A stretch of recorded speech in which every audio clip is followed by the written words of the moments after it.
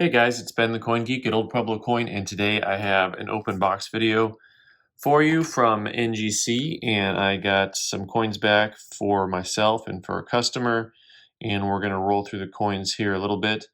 This 1884 Carson City, you can tell me, kind of take a look and see what you think. One of the things that I'm drawn to right away on this coin is the proof-like fields, which are very evident and very strong. And of course, the second thing that you'll notice is that there is a lot of chatter. There are a lot of contact marks all over the surface. That proof-like field really does tend to even make it more obvious when you see the different chatter marks and whatnot on the coin. The reverse, of course, per the rule of law, is much nicer than the obverse. And this coin NGC graded MS62, which there's only one disappointment factor, and that is that I really think that clearly this coin should have a PL status. There's no reason for this coin not to have a PL status. So either way, though, because it's an MS62, it's a little bit of it is what it is, and it's the type of coin that I'm certain can trade at a premium just for eye appeal. And overall, it's a really nice coin. Next up, we have an 1871 seeded dollar. I don't get a whole lot of seeded dollars in to show you, so I'm happy to show this coin to you. Kind of fun coin because it's got just a little hint of toning to it, even though it is fairly circulated. I shouldn't say fairly well circulated. It's just has some circulation to it. You'll see it has a lot of details left in the shield and on the feathers. And we'll take a look here at this rim and see some of that colored toning that this coin possesses. So it's got this really nice look to it for a circulated coin. You don't see too many coins that are circulated that have toning to it that look natural, and then it has a lot of just very even wear to it. 1871. This coin they called an extra fine 45. Nice coin. I think it's got a nice grade to it. Overall, everyone should be pleased with the outcome of that. This coin's about a $500 coin in the condition that it's in. Next up, we've got our good friend the Lafayette Dollar.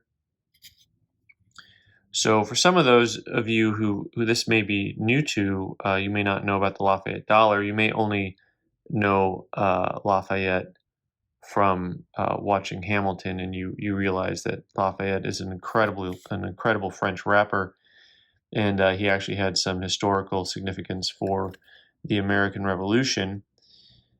And he had a dollar produced. It's fascinating. It's a really interesting piece of history because it really is different than most of the coins that the U.S. has produced. And I'll show you why. As you look around the coin here, you'll see erected by the youth of the United States in honor of General Lafayette, Paris, 1900. United States of America, Lafayette Dollar. It's just kind of different because it doesn't say $1, it says Lafayette Dollar, and the way it's worded is really kind of interesting. This coin they called AU Details Cleaned. Have to probably take a closer look and see what they're looking at for the cleaning aspect. I'm intrigued by this because I didn't think this would come back with the cleaned moniker on it. I thought it would come back just as an AU, but it's probably still a $300 coin.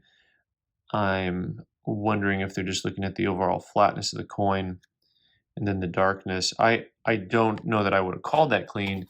The irony of ironies is, and this is called, I'm going to cut to the chase here, this coin I would have called cleaned, and they called it Mint State 62. Now, having said that, there's a good chance that, I could be wrong about things, right? So let's dive right into this Lafayette Dollar and take a closer look. I just didn't like the overall appearance of the coin. I thought that it had been wiped a little too much. But having said that, now that I'm looking at it again, it is a nice coin. I can't argue against it too much. One of the interesting things about these Lafayette dollars, like a lot of other commemoratives, is the amount of die polish that are on these coins. And I don't know if I can get a good angle here. Apparently my trusted 20 power loop has gone missing for the time being, so we're going to stick with the 10 power. Typically what you'll see is a lot of swirly lines, especially right underneath the horse. And then above the Paris in 1900, I'm not picking up on a lot of them. There's actually a lot of lines in the field here behind the tail that move around, and that's some poor camera work there, so you can't really see it. But overall, pretty nice coin. Next up, we've got this 1889, and for all of you guys who really like your Morgans, you're going to like this coin, 1889 Carson City, with a lot of detail left, kind of a middle grade. You can tell that it's got a lot of wear to it, but there's still a decent amount of detail left. You've got a lot of detail left up in the wings. The eagle's breast is fairly flat, but there's a little bit of feathers in the eagle's head. And overall, just kind of a nice clean wear to the coin, something that it looks like somebody had taken out of circulation, had it in their pocket for a while. And Carson City 1889, one of the rarest coins to get in high grade. This came back at VF20. That's a nice grade. I like the grade for the coin. I think it's a nice evenly graded coin, evenly worn. And this coin's about $850. So a really, really tough Morgan to get a hold of. Last but not least, I've got this 1822 half dollar, which it was just kind of like too high of a grade to not get certified. I had it raw, and it just had so much detail to it that, sorry about the flint there. Let's see if we can, lint. Words are coming really well this morning. Here we go. You can see that it's got a couple scratches above the head there, probably worth pointing out. Overall, though, a pretty nice coin. It's got a little bit of some bubbling under the wing there, which is a little bit unusual. Overall, let's just take a look at the coin in the light as we tilt it and see if we can see anything by tilting it,